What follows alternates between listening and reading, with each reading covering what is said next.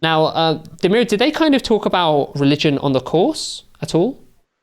They didn't mention religion at all, but interestingly, they made religious references during the mindfulness course. And it was actually the first time they did that when I realized that mindfulness was not something that I liked. And it was something that is not particularly as harmless as it may seem. So I'll explain. There was a moment during one of our meditations. So we were sat in a lecture theatre for this one, or in a conference room, actually, all around in a massive circle. And we had just come to the end of a 20-minute meditation, which I was looking forward to completing. And the instructor said, just wait a second, don't open your eyes yet, I'm going to read you a poem. And what he read was a poem that I knew already, actually, and it was called The Guest House by Rumi. Have you heard of this poem? Yeah, you sent me the original translation of it once. Yeah. So who's Rumi? Maulana Jalaluddin Rumi, radiyallahu anhu. I think you know better than me. He was he was an 11th or 12th century Persian poet, but also he was a Muslim saint. So he's a very important figure within Islam. And many regard him as the reformer of that century. Exactly. Or one of the reformers of the century. Yeah, and he was an imam. You know, he was a scholar saint. Yeah. And his work is so extensive. You can go through all of his stuff. His Mathnavi. His Mathnavi. It's in the original Persian and in English. And it's so deep. It's deep commentaries on the Quran. So what happened next? They read The Guest House. They read The Guest House. And this is a poem essentially about the trials of life. And it's about how one must use patience and resolve in order to kind of overcome challenges that we face. And it ends, I remember the last 3 lines. So the last 3 lines go, be grateful for whoever comes, because each has been sent as a guide from beyond. And that's, at the time, I thought, well, that's quite a clear reference to God. So actually what this poem is about is how one can develop spiritual nearness to God after encountering challenges and difficulties. But obviously that's not how it was framed. It was framed more as a mindfulness, kind of regulating one's emotions, that kind of thing. How? What do they say? They didn't really comment on it too much, but they said, just look at this, think about this poem, think about how it relates to the meditation we've just done. And you could tell that it was about controlling one's emotions. But those last 3 lines, I thought, well, who is a guide from beyond? It must be God. And given that Rumi was a prominent Muslim saint, that's who Rumi is referring to. And if this poem is about that, then essentially you're taking it completely out of context and you're missing the whole original point of the poem. So what I did then is I went and found the original translation of the poem, which interestingly is very different to the commonly quoted form of The Guest House. So there's a guy called Coleman Barks who's translated all of Rumi's poems. It's a generous word there, isn't it?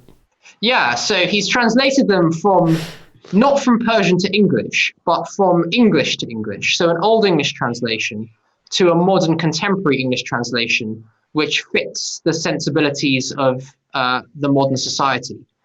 So one thing he does is he takes out all references to prophets apart from Jesus and I think the prophet Joseph, peace be upon them, because they're not as widely known in the Western world. And so he tries to frame poems of Rumi, which are very beautiful, in a way that kind of appeal to modern Western people. And they're still really beautiful, actually. But it's a bit dishonest, and nobody actually knows this. Because he's like the best-selling poet in America, isn't he, Rumi? Via Coleman Barks. Yeah, absolutely. And the actual original last 3 lines of that poem, where I said, each has been sent from a guide to beyond, is actually not even part of the poem. It's actually a prayer. So the prayer says, "Oh my Lord, give me thanks for that which I receive, and don't let me feel any regret if it shall pass away." So it's that's a rough translation, but it's a prayer about how one can improve oneself after trials. Yeah. And it's just interesting, yeah. I was actually, I I was actually, because I remember you kind of said that this was it, and they spoke about this, and then I asked for that translation as well after that, and I was surprised by just how dishonest that translation was. I mean, Can we bring it up? Yeah, but the thing is, no, because it's actually about 3 pages. Like the poem, which was like, I don't know, like 12 lines, which is used in the NHS course, is basically like there's about 3 pages, I think, roughly 2 or 3 pages from Rumi's original poetry. So it'll take a while to go through. It was really long, and it was all very spiritual and about how you have to suffer through the trials of life. Like, it even talks about the prophet Job, and famously suffered a lot and was very patient and steadfast. And then gave prayers at the end in terms of how you turn to God in these situations. So although I knew this about how people translate Rumi, even I was actually shocked as to, like, this wasn't even, it's not like it was half mindfulness, half spirituality. It was basically all pure religion spirituality, which was then presented in the sense of you have to have a non-judgmental awareness of impulses. Completely. And that's it, which is just, really it's cancelling Rumi. I feel like the NHS is cancelling Rumi. And he was like, they're ethnic. So, not a good look. No, man.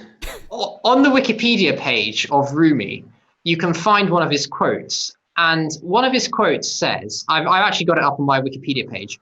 It says, "I am the servant of the Quran as long as I have life.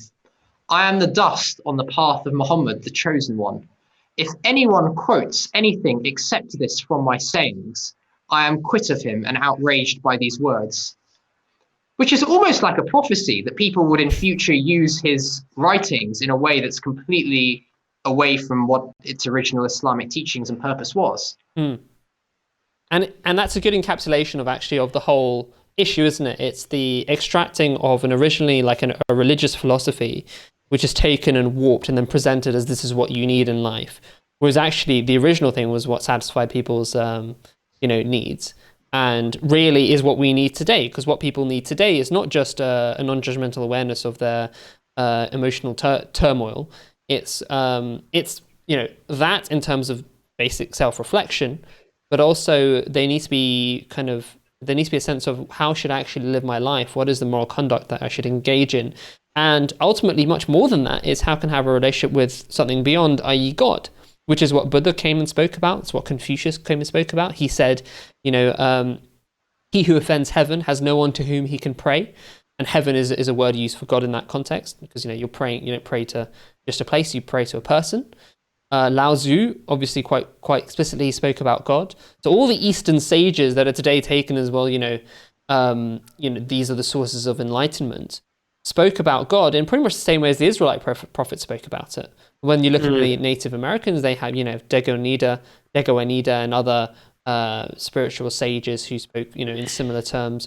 Socrates, as Brother Tahir, you spoke about in the previous episode, spoke about his divine sign from God, and he taught against the kind of the polytheism of the Athenians and spoke in favor of one God.